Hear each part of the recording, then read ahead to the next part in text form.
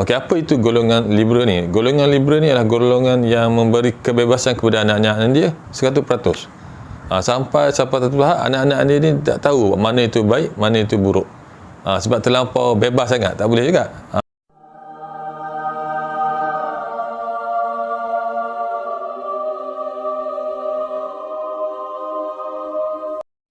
A'udzubillahi minasyaitonirrajim. Bismillahirrahmanirrahim. Assalamualaikum warahmatullahi wabarakatuh. Apa khabar semua? Semoga sihat-sihat sejahtera ya. So saya Kamaro. Hari ini saya nak berkongsi berkenaan dengan satu senjata dan juga harta yang sering kadang-kadang kita terlupa. Kerana sibuk bekerja, sibuk menjaga anak, sibuk macam-macam sibuk lah. Sebab sibuk-sibuk ni kita terlupa. Tapi benda ni sangat penting, sebab harta dan senjata ni kita nak bawa bila kita meninggal dunia ni. Kita nak bawa bila kita dalam kubur nanti, kita nak bawa bila kita dalam akhirat nanti, untuk menentukan kita ni selamat sama ada di syurga ataupun neraka. Okey, apa yang saya nak harta dan senjata yang saya masukkan ni adalah sebab Nabi SAW pernah bersabda kan, apabila meninggalnya anak Adam itu, maka putus-putuslah segala amalannya kecuali 3 perkara. Saya biasa sebut benda ni. Pertama, amal jariah. Kedua, ilmu yang dimanfaatkan. Dan yang ketiga, anak-anak yang soleh yang mendoakan kepada kedua bapa.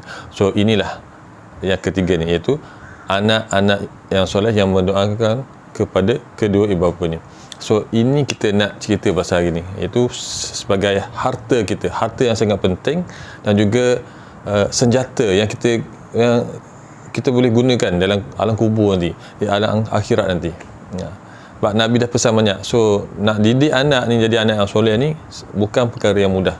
Dia memerlukan suatu komitmen yang tinggi, perhatian, observation, dan kita perlu belajar daripada Nabi sendiri. Kerana benda ni memang Nabi je paling expert. Sebab apa? Sebab dia Nabi. So dia lah paling expert. Kalau ada doktor ke ada profesor cakap dia lagi expert daripada Nabi, itu dah mengarut. Sebab tak ada orang lebih bertakwa dan lebih baik daripada Nabi SAW. Hatta pada para zaman Nabi, ada 3 orang sahabat yang nak challenge, bukan nak challenge lah, dia kata dia lagi bagus daripada amalan solatnya, puasanya, dan dari segi sebab dia tak kahwin. Tapi Nabi tegur 3 orang ni. Dia kata tidak, yang paling bertakwa di antara kamu adalah aku, cakap. Nabi cakap. So di 3 orang ni dah melampaui batas. Nabi marah dia orang. Okey.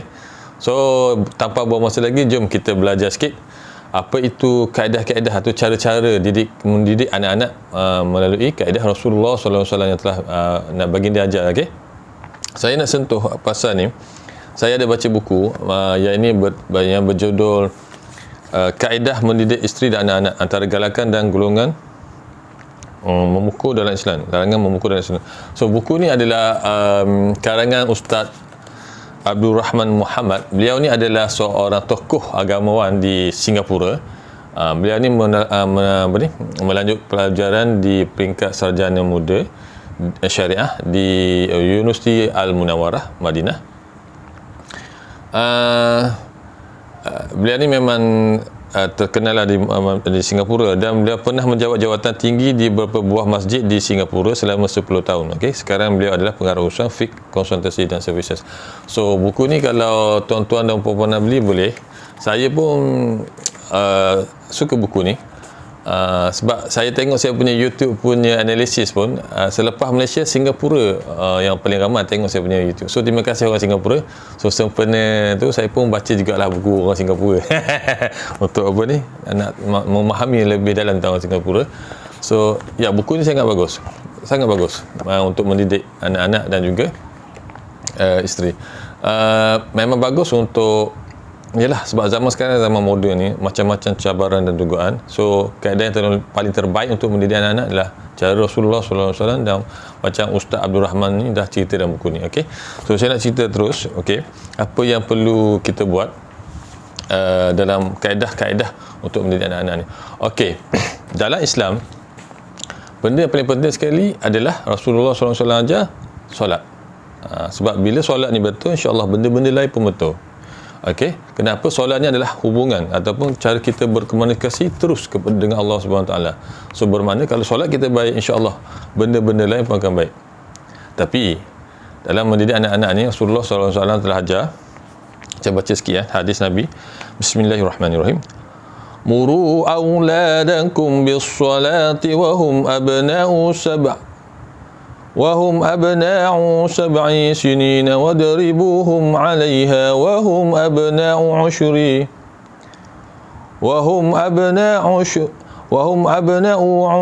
sinina wa farriqu bainahum fil madaji'. Nabi cakap apa? Suruhlah anak-anak kamu solat apabila mereka berumur 7 tahun, dan pukullah mereka apabila umur mereka sudah menjangkau 10 tahun. Kerana tidak mahu melaksanakannya, rotan bila tidak mahu solat 10 tahun, dan pisahkan tempat tidur mereka. Riwayat Abu Daud, hadis nombor 495. So ini adalah hadis dari Nabi SAW. Nabi ajar bila umur 10 tahun je kena ajar anak solat. 7 tahun 7 tahun ajar solat. Okey. Tapi kalau 10 tahun tak solat lagi, kita dah ajar dia, tapi 10 tahun tak solat, dah kena start rotan dia. Sekiranya bertegah lah maksudnya. Dan bila 10 tahun ni kalau tak kalau boleh pisahkan mereka, jangan, bukan kalau boleh, kena pisahkan antara lelaki dan perempuan. Yang lelaki ni bagi bilik asing, perempuan bilik asing. Okey. Itu dah ambil dah ajar. Okey. Okey, dah. Satu lagi saya nak cerita, Nabi ajar juga dalam pendidikan anak-anak ni, dia ada 3 fasa ataupun 3 marhalah dipanggil. Okey, fasa pertama ni dipanggil fasa pembebasan. Masa pembebasan dan pendidikan lisan. Maknanya masa ni umur dia di antara umur bayi sampai ke 7 tahun. Dalam umur ni memang Nabi tak ajar kita bagi pembebasan. Dia tak ada terikat kepada mana hukum. Tak solat pun tak apa, nak solat pun tak apa. Kalau dia kata dia nak solat, kita boleh ajar dia. Tapi kalau dia tak nak solat, tak apalah, kita tak boleh paksa dia, sebab dia masih dalam peringkat pembebasan daripada bayi sampai ke 7 tahun. Okey, yang kedua adalah marhalah kedua ataupun fasa kedua, masa pendidikan praktikal. Yang ni kita dah start kena ajar dia. Umur ni di antara 7 tahun hingga ke balik. So masa ni kita memang kena ajar betul-betul. Sebab hadis Nabi tadi, Nabi dah ajar 7 tahun kena mula start mengajar dia solat. Dan 10 tahun kalau tak solat, kena rotan. Okey? Ini penting. Marhalah ketiga ataupun fasa ketiga adalah masa bertanggungjawab, itu umur dia bila balik sampailah ke dewasa. Ini dah besar dah. Okey. So jadi walau bagaimanapun ketiga-tiga fasa ni kita sebagai ibu bapa memang kena bagi perhatian kepada dia.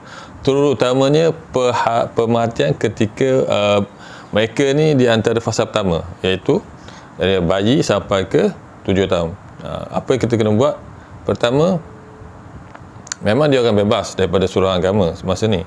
Tapi kalau dia orang buat salah ke, dia orang buat pukul adik ke apa, kita sebagai ibu bapa ni kena bagi lisan lah. Maknanya kita bagi penjelasan. Jangan buat macam ni, jangan buat macam ni, tak baik.